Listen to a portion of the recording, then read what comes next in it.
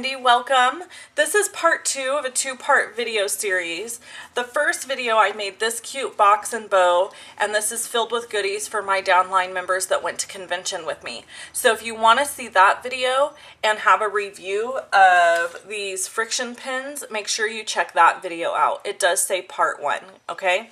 So it's also on my blog if you want to check it out.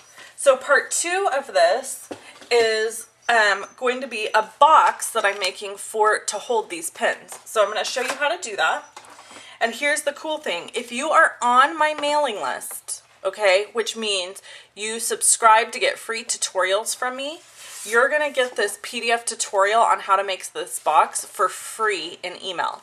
So if you're not subscribed, make sure you go to my blog and do that. You're just going to sign in with Wendy at the top, good grief, your own name at the top with your email address. So when you go to my blog, loveandstampin.com, at the very top of the screen, you'll see a place to put your name and then a place to put your email address, and that subscribes you. The other place you can subscribe, but you're not going to get this free tutorial, okay? If you just want to get my blog posts in your email regularly, you can do that in my sidebar down at the bottom, and it says subscribe to get these blog posts. So that's 2 different spots, and they do 2 different things. So if you want to be on my mailing list so that you can get special offers, get free tutorials that are exclusive and things like that, you need to make sure you sign up at the top of the screen or at the bottom of a blog post. Okay, that's the 2 places you can sign up with me. Alright, so let's get started on this box. It's an awesome box. This is using the Timeless Elegance paper. And I don't know, can you see the little watercolory type dots? They're really beautiful. This piece of paper is cut at 9 3/4 by 6 3/4. And I'm going to turn it on its side and I'm going to score it. I'm lining it up here at the 3 1/4 inch mark. If you can see, there's a 1 inch mark here. So this is 3 1/4 inches. Not 3 1/4. It's 3/4 of an inch. I do that all the time. Okay, so now I'm just scoring. Then I'm going to turn my paper and I'm going to score at 2 1/4 and 3 inches. I just realized I don't have on my rings or anything. I just washed dishes, so. Okay, so now I'm taking my paper and I'm just flipping it all the way around, so I'm at the other end of where I just scored. And I'm scoring at 2 1/4 and 3.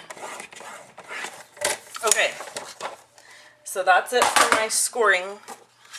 Now I'm going to fold on all my score lines. And I really want to give a shout out right now to my friend Sam Donald, who is, a lot of you might know as Poodles. She's in the UK, but she is a friend of mine. I love her a lot. She's a really neat person. And she taught me kind of how to make boxes and things. So, to be able to make them for stuff. So I really appreciate that because she's like the box making queen, right? Have you seen her stuff? It's amazing. So if you haven't seen it, check it out. If you're in the UK and you need a demonstrator, Sam is awesome. So you can check her stuff out if you don't already know who she is. Alright, so now we are going to put this box together. And I want to caution you that I put a box together and I ended up being too tight. And that was because I was eyeballing how to put it together. So the best thing to do is to lay the pins in the middle if you were making it for these pens. Now obviously if you're just making it for the box, then who cares, right? If you just want to make the cute box. So what I'm going to do, I'm going to move these pins. I'm opening this up and I'm putting adhesive, tear and tape adhesive here to close the box.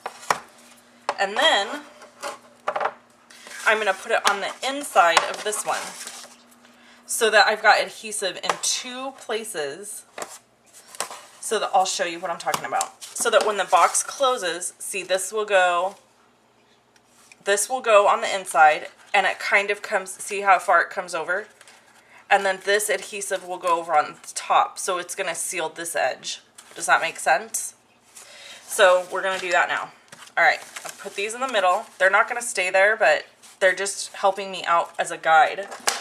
And I'm going to take my scissors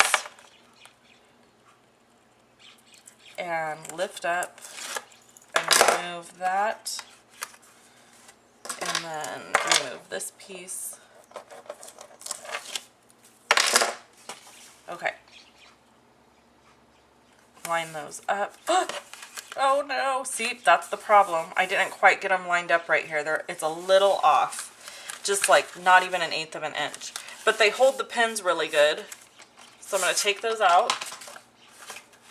And now I'm going to close the bottom. So to close the bottom, I make it really simple. I put the 2 little flaps in, put this one down, and then I'll adhere this one. I'll put adhesive on this one. So I'm not putting adhesive on a bunch of different places on the bottom. It's just this one flap.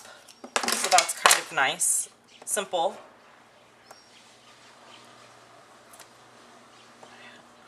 You guys could probably hear my dishwasher going, or my washing machine going great guns in the background.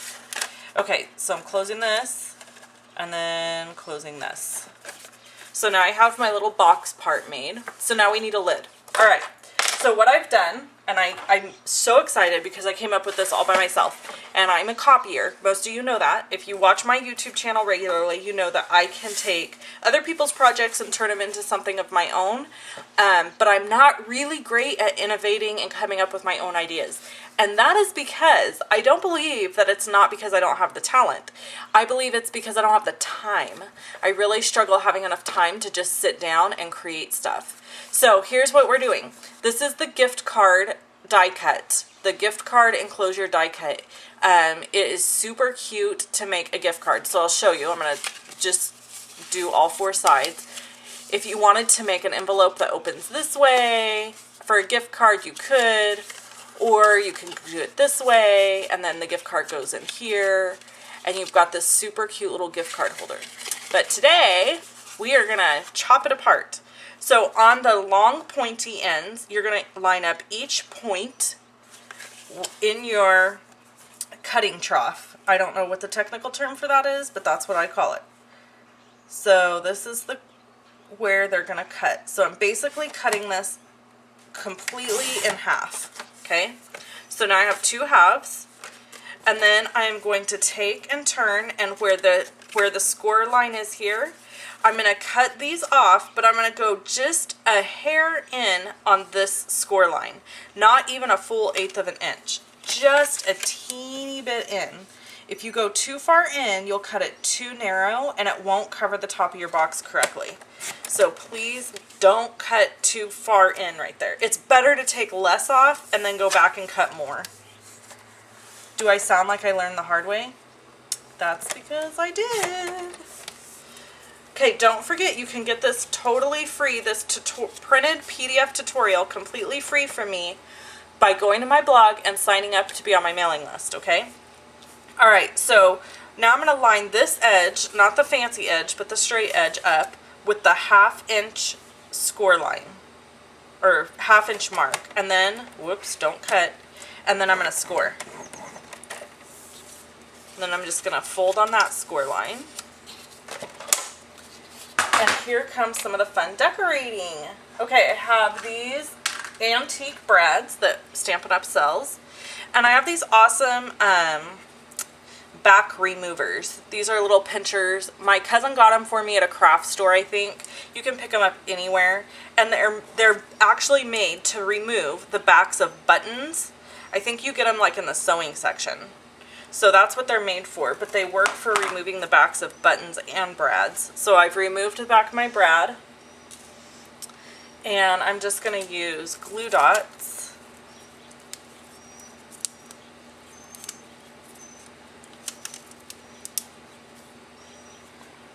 My windows are open, so I don't know if you guys can hear the birds singing outside, but I've got a couple birds right outside my window that are just having a field day out there, tweeting and singing. Okay. Alright, so there's my brad. Then I'm going to use my awesome tear tape adhesive that's so simple to use. And there's a motorcycle going by that's really noisy. Sorry about that. Whoops. Come here, you. So I'm just removing this guy. And then I'm just going to make sure that I use the back where the seam is to line the back of the lid up. And adhere. And then I'm going to use a Stampin' Dimensional right here for my closure. And let's go ahead and put the pins in. Moment of truth. Yay, they go in perfect. If I don't hang them up on stuff.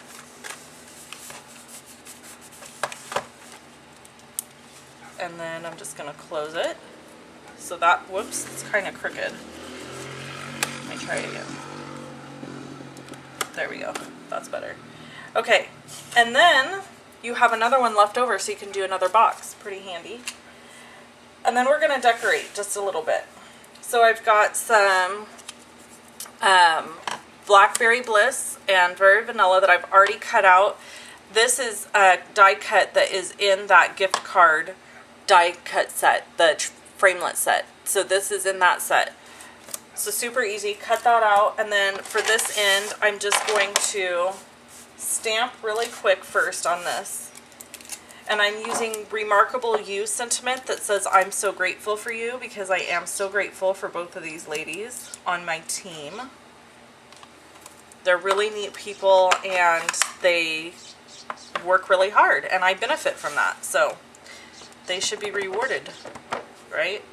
Okay, so now I'm just removing the tape because this said "and I'm so grateful for you." So that that sounds weird. That wasn't going to work. So I just remove that. Sorry if my head's in the thing, but okay. So now I'm going to layer this piece onto this piece using just my regular snail adhesive.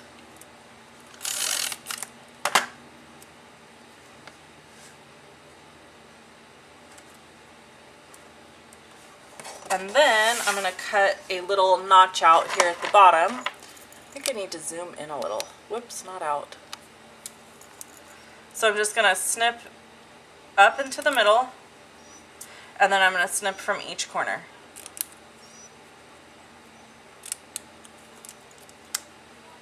And it's almost perfect.